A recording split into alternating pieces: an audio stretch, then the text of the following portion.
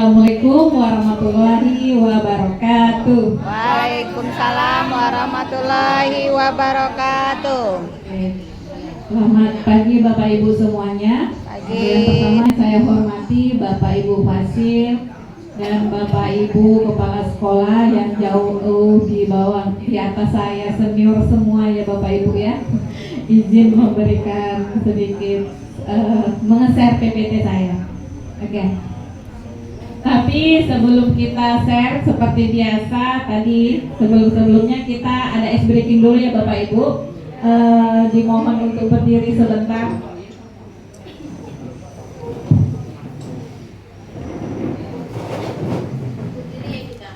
Ya, kita sedikit bergerak sedikit ya Bapak Ibu ya. Oke. Ini ice breakingnya simple aja, yaitu ada beberapa gerakan. Yang pertama itu yaitu tentang Marina. Nah, Marina itu dia gini. Kalau saya bilang Marina berarti tangan kita di sini menari seperti ini, di atas seperti ini, menara berarti Marina menari ya, menara ya. Iya Bu Yanti, benar. Marina menari di atas menara. Oke. Oke, bisa ya Bapak Ibu ya? Oke, kita coba. 1, 2, 3. Marina menari di atas menara, di atas menara. Marina menari di atas menara.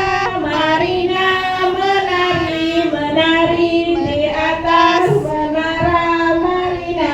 Iya, makasih Bapak Ibu.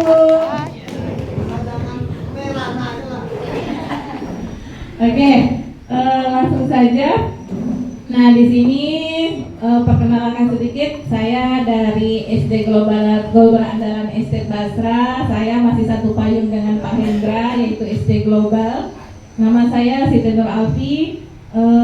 Kami tepatnya di Basra, kalau Pak Hendra di Cirenti ya. Seperti itu. Oke, lanjut untuk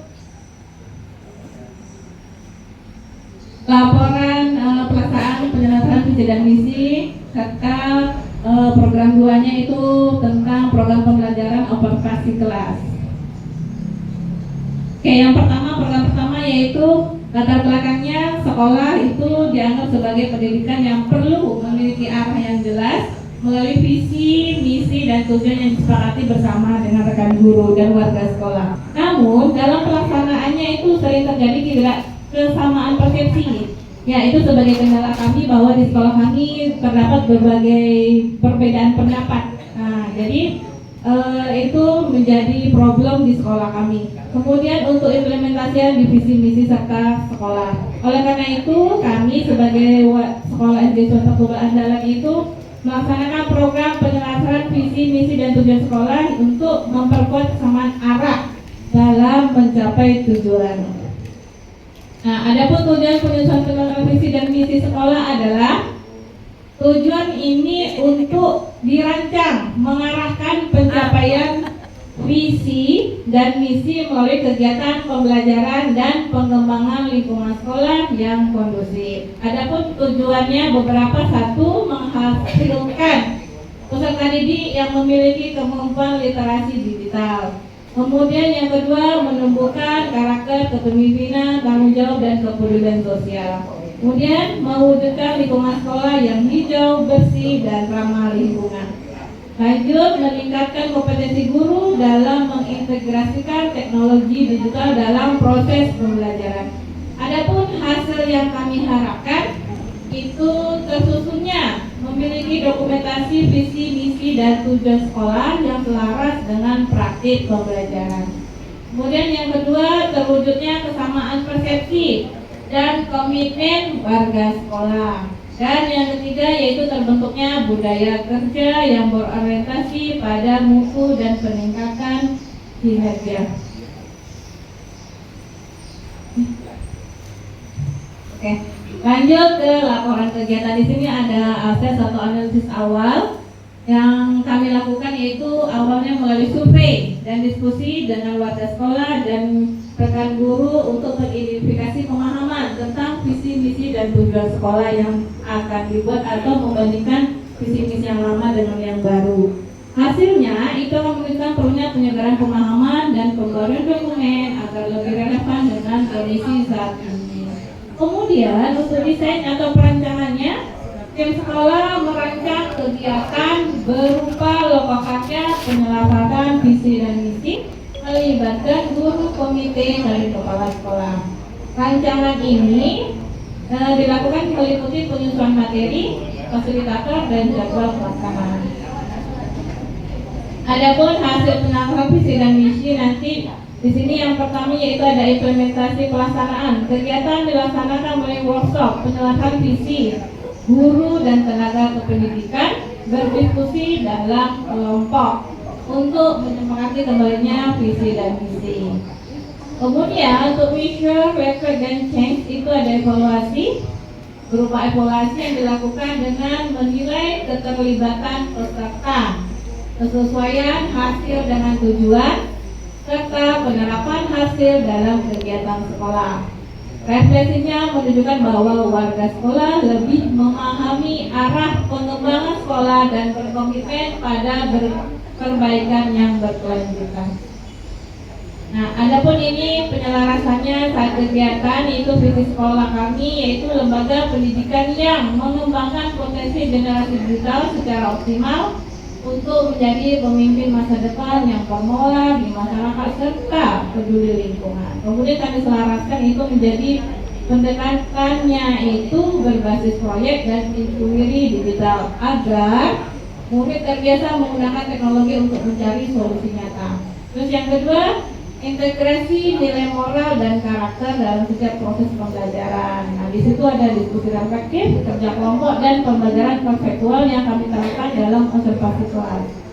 Kemudian yang ketiga, ada kegiatan peduli lingkungan berbasis teknologi. Ya, kebetulan kami sama sekolahnya dengan Pak Hendra, yaitu kami lebih ke lingkungan, peduli lingkungan, sama juga sekolah kami juga lagi mengejar sekolah adiwiyata. Nah, kemudian yang keempat yaitu guru berperan sebagai fasilitator, yaitu dengan berbagai strategi pembelajaran yang dilakukan untuk bertanggung jawab, kemudian mencerminkan calon pemimpin masa depan yang bermoral.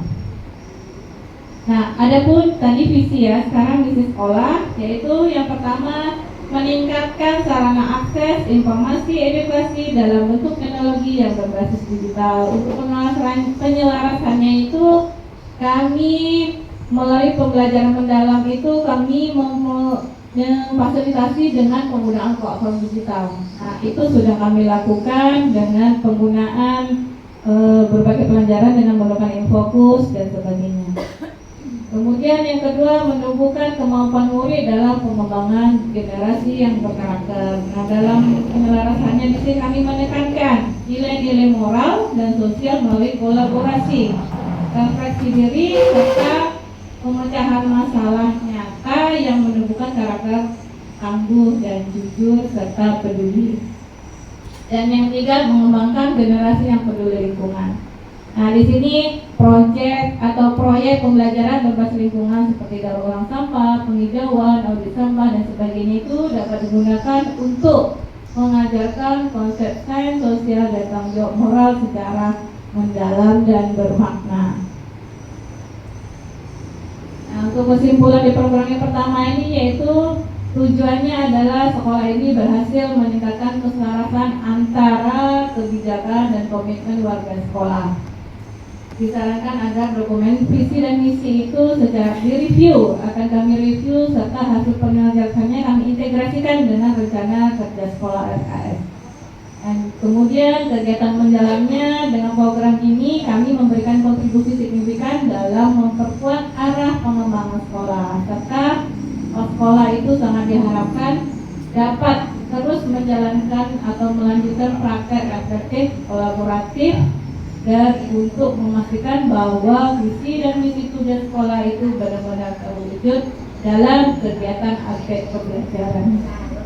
Untuk sarannya, melakukan evaluasi rutin terhadap implementasi visi dan misi, mengoptimalkan penggunaan teknologi secara digital, kemudian meningkatkan peran serta seluruh warga sekolah dalam menjaga dan mengembangkan program peduli lingkungan.